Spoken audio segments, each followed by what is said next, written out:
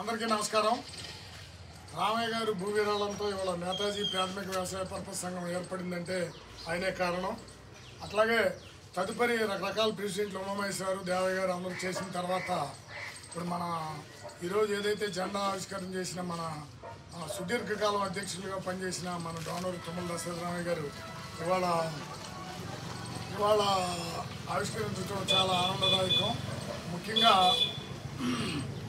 ఇది అభివృద్ధి అనేది నిరంతర ప్రక్రియ అని అందరూ గమనించారు. అంటే నా టైంలో నేను ఎరగదీసా, అవతల వీళ్ళు ఎరగదీయలేదంటే ఏముండదు. అక్కడ ఒక 5 సంవత్సరాలే ఇస్తారు అవకాశం ప్రజలు. ఆ 5 సంవత్సరాల్లో మీకు ముందు ఉండాలి. ఆ రకంగా మనం పనిచేయడం జరుగుతుంది. ముఖ్యంగా మనం ఎన్డీఏ ప్రభుత్వం అధికారంలో రాగానే మొట్టమొదటిసారిగా ఈ పిఎస్సిఎస్ కార్యదర్శి ఎవరైతే ఉన్నారో వరలక్ష్మి వచ్చి, ఏమంటే మాకు సమస్య ఉంది, బాండ్లు అవట్లేదు. సింగనగూడెంలో ఈ దరిద్రపు కొట్టు ల్యాండ్ టైటిలింగ్ యాక్ట్ గత ముఖ్యమంత్రి పెట్టినందువల్ల అటు సర్వే నెంబర్లు ఇటు ఎల్పీ నెంబర్లు కాక మధ్యలో ఊగిసలాడుతూ ఉంది సింగనగూడెం అని చెప్పింది.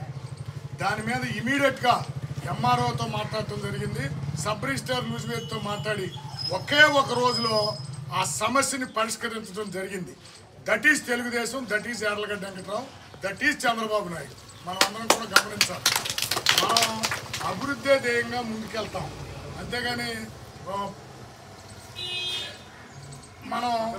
మనం ముఖ్యంగా ఏంటంటే ఇప్పుడు ఈ స్వాతంత్ర దినోత్సవం రోజు విమర్శలకి వెళ్ళాలని నేనైతే అనుకుంటా. కానీ ఈ భవనానికి చట్ట విరుద్ధంగా పనికిమాలిన పేరు మాజీ ముఖ్యమంత్రి పేరు పెట్టడం జరిగింది. ఎన్డీఏ ప్రభుత్వం రాగానే మన కార్యకర్తలు దాన్ని తొలగించి సరైన గుణపాఠం చెప్పారు. ఈరోజు చెప్తా ఉన్నా మీకు, దీనికి భవిష్యత్తులో పాలక వరకు వచ్చినా రాకపోయినా మధ్యలో పిఎస్సిగా ఉన్న త్వరలోనే అధికారులతో మాట్లాడి ఈ భవనానికి ఆళ్ల రామయ్య భవనం అని చెప్పి త్వరలో పెడతా ఉన్నామని చెప్పి ఈ స్వాతంత్రం దినోత్సవం సందర్భంగా మీకు అందరికీ తెలియజేస్తా ఉన్నా. ఎందుకంటే మనం ఏదైనా కట్టిన మనం భూమి ఇచ్చిన వాళ్ళ పేర్లు పెట్టాలి, లేకపోతే కోఆపరేటివ్లో విపరీతంగా కృషి చేసిన ఎవరో భోగరాజు సీతారామయ్యో, కాకాన వెంకటరత్నం లాంటి వాళ్ళ పేర్లు పెట్టుకోవాలి మనం. అంతేగాని కృషి చేయకుండా పొలిటికల్గా వెళ్ళడానికి వీలు లేదు. ఇది పొలిటికల్ సంస్థ కాదు, రైతుల సంస్థ.